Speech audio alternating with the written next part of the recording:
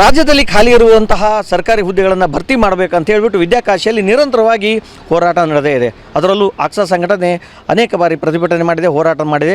ಈ ಹಿನ್ನೆಲೆಯಲ್ಲಿ ಈ ಬಾರಿ ಮತ್ತೆ ನಾಳೆ ಒಂದು ಹೋರಾಟ ಮಾಡ್ತೀವಿ ಅಂತ ಹೇಳಿಬಿಟ್ಟು ನಿರ್ಧಾರ ಮಾಡಲಾಗಿತ್ತು. ಆದರೆ ಆ ಒಂದು ಹೋರಾಟಕ್ಕೆ ಉಪನಗರ ಠಾಣೆ ಪೊಲೀಸರು ಅನುಮತಿಯನ್ನು ನಿರಾಕರಿಸಿದ್ದಾರೆ. ಬನ್ನಿ ಆ ಬಗ್ಗೆ ಮಾತಾಡಲಿಕ್ಕೆ ಆ ಒಂದು ಸಂಘಟನೆಯ ಅಧ್ಯಕ್ಷ ಆಗಿರುವಂಥ ಕಾಂತಕುಮಾರ್ ನಮ್ಮ ಜೊತೆಗಿದ್ದಾರೆ.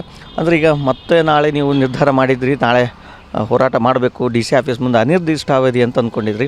ಈಗ ಪೊಲೀಸರು ಅನುಮತಿಯನ್ನು ನಿರಾಕರಿಸಿದ್ದಾರೆ. ಏನು, ಯಾಕೆ, ನೀವೇನು ಅಪ್ಲಿಕೇಶನ್ ಕೊಟ್ಟರೆ ಅವರೇನು ಉತ್ತರ ಕೇಳಿದ್ದಾರೆ?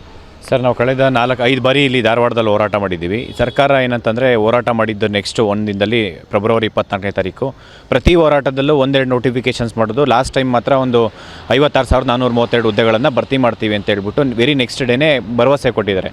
ಆ ಭರವಸೆ ಕೊಟ್ಟಾದ್ಮೇಲೆ ತಿರ್ಗಿ ಬಜೆಟಲ್ಲೂ ಅನೌನ್ಸ್ ಮಾಡಿದ್ರು ಒಂದು ತಿಂಗಳಲ್ಲಿ ಎಲ್ಲ ನೋಟಿಫಿಕೇಷನ್ಸ್ ಮಾಡ್ತೀವಿ ಅಂತ. ಸರ್, 1.5 ತಿಂಗಳಾಯ್ತು ಇಲ್ಲಿವರೆಗೂ. 1.5 ತಿಂಗಳು ಇಲ್ಲಿ ಸ್ಟೂಡೆಂಟ್ಸ್ಗೆ ಒಂದೊಂದು ದಿನ ಇಂಪಾರ್ಟೆಂಟ್ ಇದೆ. ಒಂದೊಂದು ದಿನ ಅವ್ರು ಊಟಕ್ಕಿರ್ಬೋದು, ಇಲ್ಲಿ ಉಳ್ಕೊಂಡವ್ರು ಇರ್ಬೋದು, ಮತ್ತು ಮನೆ ಫ್ಯಾಮಿಲಿ ಪ್ರೆಷರ್ ಇರ್ಬೋದು, ಮತ್ತು ಎವ್ರಿ ಡೇ ಏಜ್ ಕ್ರಾಸ್ ಆಗ್ತಾಯಿದೆ ಸರ್. ಎಷ್ಟೋ ಜನಕ್ಕೆ ಈಗ ಏಜ್ ರಿಲ್ಯಾಕ್ಸೇಷನ್ ಕೊಡಿಸಿದ್ದೀವಿ, 5 ವರ್ಷದ ಸರ್ಕಾರ ಕೊಟ್ಟಿದೆ. ಆ 5 ವರ್ಷ ಏಜ್ ರಿಲ್ಯಾಕ್ಸೇಷನ್ ಕೂಡ ಕೊಟ್ಟಿದ್ದು ಕೂಡ ಇವತ್ತು ವಾಪಸ್ ಕಿತ್ಕೊಳ್ಳೋ ಥರ ಆಗಿದೆ.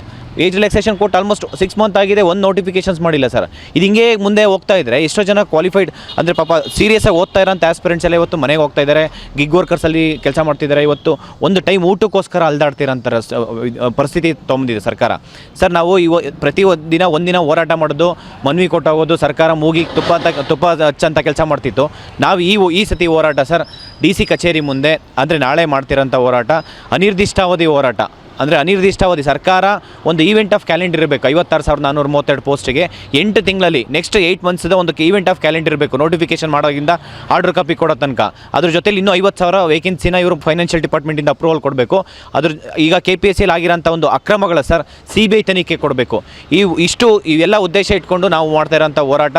ಈಗ ಸರ್ಕಾರ ಪೊಲೀಸ್ ಕಡೆಯಿಂದ ಹತ್ತಿಕ್ಕಂಥ ಕೆಲಸ ಮಾಡಿ ಪೊಲೀಸ್ ಅನುಮತಿ ನಿರಾಕರಿಸಿದ್ದಾರೆ ಸರ್. ನಾವು ಇದನ್ನು ಕೋರ್ಟ್ ಮೆಟ್ಲಿಗೆ ಹೋಗ್ತೀವಿ. ಕೋರ್ಟ್ ನಮಗೆ ನ್ಯಾಯಾಲಯದ ಮುಖಾಂತರ ಹಲವಾರು ಬಾರಿ ನಮಗೆ ಪ್ರತಿ ಬಾರಿನೂ ನಮಗೆ ನ್ಯಾಯ ಸಿಕ್ಕಿದೆ. ಒಂದು ಬಾರಿ ಇಲ್ಲ ಸರ್, ಪ್ರತಿ ಸತಿ ನಾವು ಹೋದಾಗ ನಮಗೆ ಕನ್ಸಿಲೇಷನ್ ಬಂದು ಗೌರ್ಮೆಂಟಿಗೆ ಇಷ್ಟೆಲ್ಲ ಎಲ್ಲನೂ ನ್ಯಾಯ ಸಿಕ್ಕಿದೆ. ನಮಗೆ ನ್ಯಾಯಾಲಯದ ಮುಖಾಂತರ ಲಾಸ್ಟ್ ಟೈಮ್ ಕಲಬುರಗಿಯಲ್ಲಿ ಹೋರಾಟ ಮಾಡಬೇಕು ಅಷ್ಟೇ, ಸರ್ಕಾರ ಪೊಲೀಸ್ ಕಡೆಯಿಂದ ಹತ್ತಿಕ್ಕಂಥ ಕೆಲಸ ಮಾಡಿ ಪೊಲೀಸ್ ಅನುಮತಿ ನಿರಾಕರಿಸಿದ್ರು. ನಾವು ಕಲಬುರಗಿ ಬೆಂಚಿಗೆ ಹೋದಾಗೂ ಅಷ್ಟೇ ನಮಗೆ ಕೋರ್ಟ್ ಮುಖಾಂತರ ನಮಗೆ ಅನುಮತಿ ಸಿಕ್ಕಿ ನಾವು ಹೋರಾಟ ಮಾಡಿದ್ವಿ.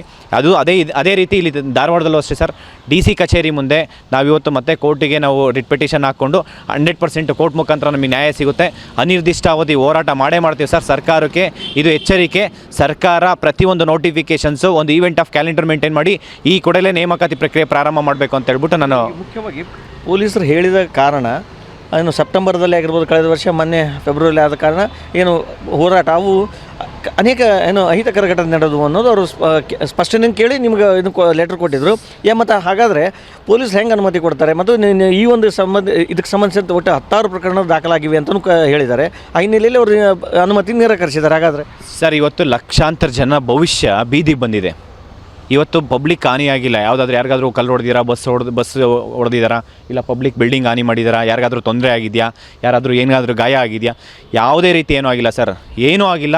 ಶಾಂತಿಯುತವಾಗಿ ಆಗಿದೆ. ಅದು ಇಲ್ಲಿರೋಂಥ ಪೊಲೀಸ್ ಕಮಿಷನರ್ ಶಶಿಕುಮಾರ್ ಸರ್ ಅವ್ರ ಮಾರ್ಗದರ್ಶಿ ಪ್ರಕಾರ, ಅವ್ರ ಮಾರ್ಗಸೂಚನೆ ಪ್ರಕಾರನೇ ಅವರು ವಿದ್ಯಾರ್ಥಿಗಳ ಪರವಾಗಿ ಎಲ್ಲ ಕಡೆ ನಮಗೆ ಸಪೋರ್ಟಿವ್ ನಿಂತ್ಕೊಂಡು ಇವತ್ತು ಪೊಲೀಸ್ ಇಲಾಖೆ ಇರ್ಬೋದು, ಪೊಲೀಸ್ ವಿರುದ್ಧ ನಾವು ಹೋರಾಟ ಮಾಡ್ತಾ ಇಲ್ಲ ಸರ್. ಇವತ್ತು ನಾವು ಹೋರಾಟ ಮಾಡ್ತಾ ಇರೋದು ಸರ್ಕಾರದ ವಿರುದ್ಧ. ಅದರಲ್ಲೂ ಈ ವಿದ್ಯಾವಂತರು ಮಾಡ್ತಾ ಇರೋಂಥದ್ದು. ವಿದ್ಯಾವಂತರು ಹೋರಾಟ ಹೆಂಗಿರುತ್ತೆ ಅಂತ ನಾವು 4-5 ಸಾರಿನೂ ತೋರಿಸಿದ್ದೀವಿ ಸರ್. ಯಾವುದೇ ರೀತಿ ಅಹಿತಕರ ಘಟನೆಗಳು ನಡೆದಿಲ್ಲ. ಮುಂದೇನೂ ಅಷ್ಟೇ ಸರ್, ನಾವು ಮಾಡೋಂಥ ಹೋರಾಟಗಳು ಅವರ ಭವಿಷ್ಯಕ್ಕೆ ಒಂದು ಜಾಬ್ ಬೇಕಂತ ಬಂದಿರೋ, ಒಂದು ಉದ್ಯೋಗ ಬೇಕಂತ ಬಂದಿರೋದಿಲ್ಲಿ. ಹಂಗಾಗಿ ಅವರು ಇಲ್ಲಿ ಪಬ್ಲಿಕ್ಗೆ ಹಾನಿ ಮಾಡಬೇಕಂತ ಬಂದಿಲ್ಲ. ಹಂಗಾಗಿ ಎಲ್ಲ ವಿದ್ಯಾವಂತರು, ಸರ್ಕಾರ ಇದನ್ನು ಎಚ್ಚೆತ್ಕೊಂಡು ಈಗ ಈ ಕೂಡಲೇ ನೇಮಕಾತಿ ಪ್ರಕ್ರಿಯೆ ಪ್ರಾರಂಭ ಮಾಡಬೇಕಂತ ಕೇಳ್ಕೊತೀವಿ. ಈ ಬಾರಿ ನಿಮ್ಮ ಈ ಹೋರಾಟದ ರೂಪರೇಷೆ ಚೇಂಜ್ ಆಯಿತು. ಅಂದರೆ ನೀವು ಪ್ರತಿ ಬಾರಿ ಹೋರಾಟ ಮಾಡ್ತಾಯಿದ್ರಿ, ಅಲ್ಲೆಲ್ಲೋ ಜುಬ್ಲಿ ಸರ್ಕಲ್ಗೆ ಹೋಗಿಬಿಡ್ತಾಯಿದ್ರು ಹುಡುಗರು, ಆದರೆ ಇಲ್ಲೇ ಅನಿರ್ದಿಷ್ಟ ಅವಧಿ ಮಾಡ್ಬೇಕಂತ ಮಾಡಿದ್ರಿ. ಈಗ ಅದಕ್ಕೂ ಕೂಡ ಅನುಮತಿ ಕೊಟ್ಟಿಲ್ಲ. ಮತ್ತೇನು ನೆಕ್ಸ್ಟ್ ಕೋರ್ಟ್ಗೆ ಹೋಗ್ತಾ ಇದ್ದೀರಾ ನೀವು? ಖಂಡಿತ ಸರ್, ಈಗ ನಾವು ಇವತ್ತು ಕೋರ್ಟ್ಗೆ ಹೋಗ್ತಿದ್ದೀವಿ. ಏಕೆಂದರೆ ನಾವು ಪ್ರತಿಯೊಂದು ಬಾರಿನೂ ಹೋರಾಟ ಮಾಡೋದು, ಇಲ್ಲಿ DC ಇದು ಮನವಿ ಕೊಡೋದು ಅದೇ ಆಗ್ಬಿಡುತ್ತೆ. ಈಗ ಅನಿರ್ದಿಷ್ಟಾವಧಿ ಒಂದು ಕಡೆ ಕೂತ್ಕೊಂಡು ಸರ್ಕಾರ ಡಿಸಿಷನ್ ತೊಗೊಳೋ ತನಕ ನಾವು ಶಾಂತಿಯುತವಾಗಿ ಒಂದು ಕಡೆ ಕೂತ್ಕೊಂಡು ಪ್ರತಿಭಟನೆ ಮಾಡೋಂಥದ್ದು ಸರ್. ಇದಿಷ್ಟು ಕಾಂತಕುಮಾರ್ ಅವರ ಮಾತುಗಳು. ಅಂದರೆ ಈ ಬಾರಿ ನಾವು ಹೋರಾಟವನ್ನು DC ಕಚೇರಿ ಮುಂದೆ ಮಾಡ್ತೀವಿ, ಆದರೆ ಅನಿರ್ದಿಷ್ಟಾವಧಿ ಇದು ಒಂದು ಹೋರಾಟ ಇರುತ್ತೆ ಅನ್ನೋದು ಅವರ ಒಂದು ಹೇಳಿಕೆ. ಕ್ಯಾಮರಾ ಪರ್ಸನ್ ಅಕ್ಷಯ್ ಜೊತೆ ನರಸಿಂಹಮೂರ್ತಿ ಪ್ಯಾಟಿ, TV9 ಧಾರವಾಡ.